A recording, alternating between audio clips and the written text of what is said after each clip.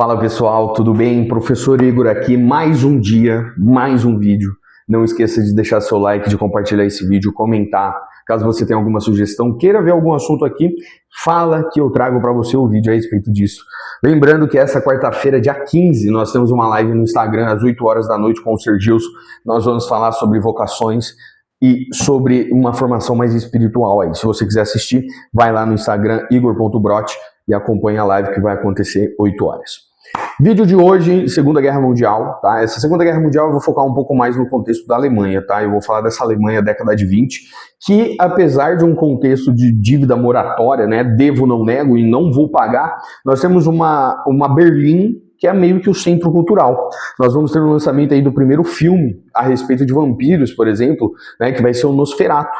Nosferatu, que vai ser um cinema preto e branco ainda, né?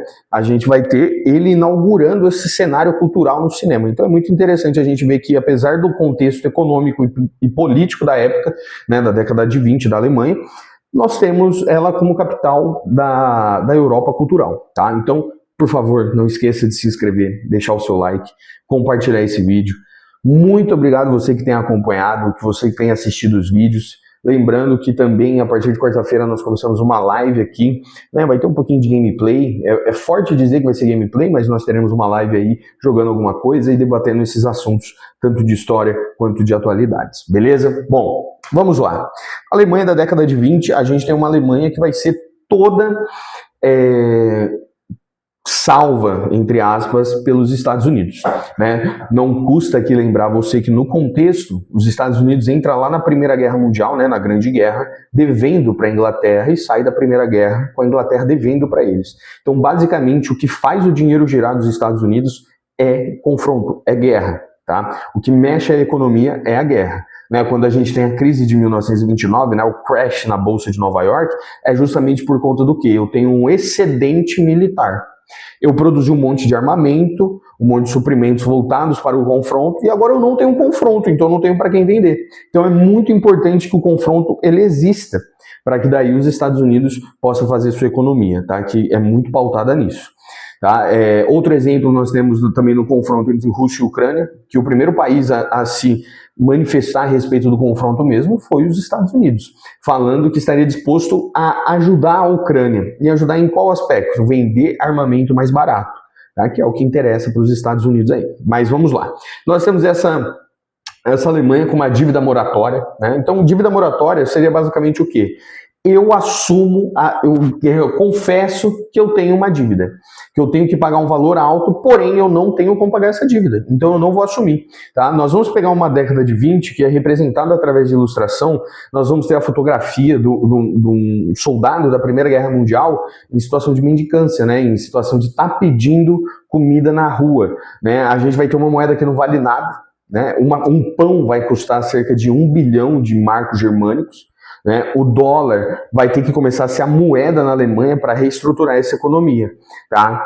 E daí, nesse cenário, nós temos uma figura aí, né, que é a mais importante, que é o líder do partido nazista, né, que vale lembrar aqui que desde de antes do nazismo chegar ao poder, nós já tínhamos reportagem em jornais de Munique, de Berlim, retratando conflitos do partido nazista com judeus em bares, saindo no soco e tudo mais. Então, assim, por mais que tenha sido um aspecto silencioso, a Alemanha já tinha notícia, já tinha uma noção do que seria esse partido que queria assumir o poder, tá? E na frente desse poder a gente teve uma figura, né, que nunca foi relevante até então na sua vida e encontrou as formas através do seu discurso, né? Um discurso que acontecia tarde da noite, já para pegar a população cansada, né? Uma população trabalhadora. Então o que fazia? Eu começava o espetáculo lá pelas 8 horas da noite e o líder mesmo, ele só entrava no final, quando a população já estava cansada, estava tipo, vamos logo aí, vai, pelo amor de Deus.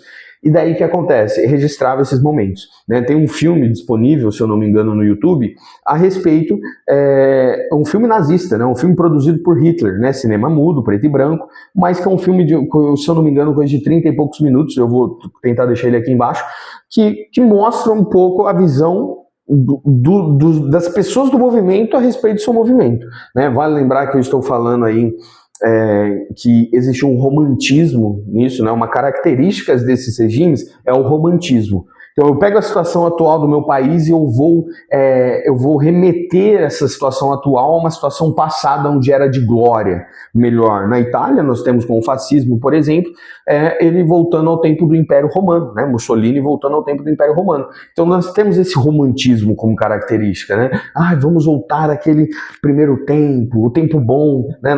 Vai ter o primeiro Führer da Alemanha, né? Do primeiro Reich, o Otto von Bismarck. Ele vai ter uma frase que ele fala que o alemão, ele é alemão no campo de batalha, né? Então tem esse romantismo de fazer você entender, né? Porque que, às vezes, se você não for pela noção, pelo menos você vai pelo sentimento, tá? Outra característica também que é extremamente importante é o idealismo que existe nisso, né?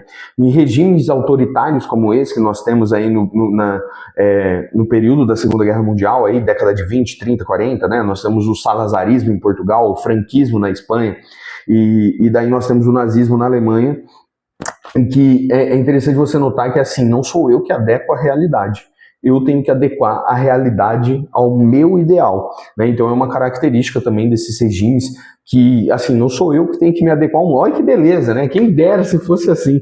Não sou eu que tenho que me adequar ao mundo, é o mundo que tem que se adequar ao que eu quero, né? Então é por isso que nós temos aquele episódio hediondo, aqueles crimes hediondos que vai acontecer com o povo de Israel, né? E que vai entrar para a história aí do genocídio que foi, muito por conta dessas características, né? Desse romantismo, né? Então a característica dele é justamente essa, se mexer com o sentimento das pessoas, né?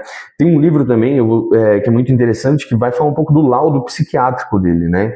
Que no final do livro, né? Já vou contar o final, que a questão é dele mais ser neurótico mesmo, né? O neurótico, ele basicamente faz o quê? Eu tenho que fazer algo numa proporção ainda maior para deixar de me incomodar com tal coisa que eu fiz. Então, seria como se cada vez o crime dele tinha que ser maior para ele não ficar incomodado, com peso na consciência do crime anterior. Então ele sempre, tipo assim, sempre uma preocupação nova, sempre algo novo para se preocupar. No caso dele, voltados para esses crimes de guerra. Mas vale lembrar, né, eu já citei aqui, uma pessoa assim, muito inexpressiva, muito apática, chegou ao poder, mas era muitas vezes olhado ao seu redor como uma pessoa assim muito diferente do social habitual da época, tá? Então, assim, ele chega ao poder e depois até numa questão de soberba, né, e para onde vai a cabeça dele, ele se via como um deus, né, quando a Operação Valkyria, né, a Operação Valkyria, que era uma missão nazista de exterminar o Hitler, né, porque diria que ele que não vai permitir o nazismo ir para frente. E daí nós temos isso onde ele é o único que não morre na tentativa, né? E isso faz ele se sentir como um deus, ele passa a evitar de comer, porque ele acredita que estão tentando envenenar ele, vão trair ele e tudo mais. Então, assim, é um sistema também que ele se explode, se destrói de dentro para fora, né? Ele, por mais que teve ajuda, né? Ele conseguiu se destruir de dentro para fora. Perdeu confrontos de campo muito específicos, como na Rússia, por exemplo, né? Faltou muito preparo nessa parte, nesse aspecto da questão da estação do ano, tudo mais, né? E daí se perdeu nisso, mas porque antes, internamente, também já estava passando por umas quebras muito grandes, quando começa a se criar, e em todo o processo acontece isso, inimizades dentro do seu próprio sistema. E como é um sistema autoritário, onde eu sou uma figura suprema, utilizo do romantismo, do idealismo para as pessoas se adequarem à minha vontade, é óbvio que não vai existir uma discussão a respeito de como eu tenho que lidar com esse poder. Essa é uma decisão que só cabe a mim. Beleza? Esse é um vidinho um pouco sobre a Segunda Guerra Mundial, sobre o contexto da Alemanha mais especificamente. Espero que você tenha gostado. Deixe o seu like, compartilhe esse vídeo e deixe aí nos comentários, beleza? Não se esqueça de acompanhar nossa live e também estaremos tendo live aqui no YouTube, jogando, trocando uma ideia e tudo mais, beleza? Forte abraço, se cuide e até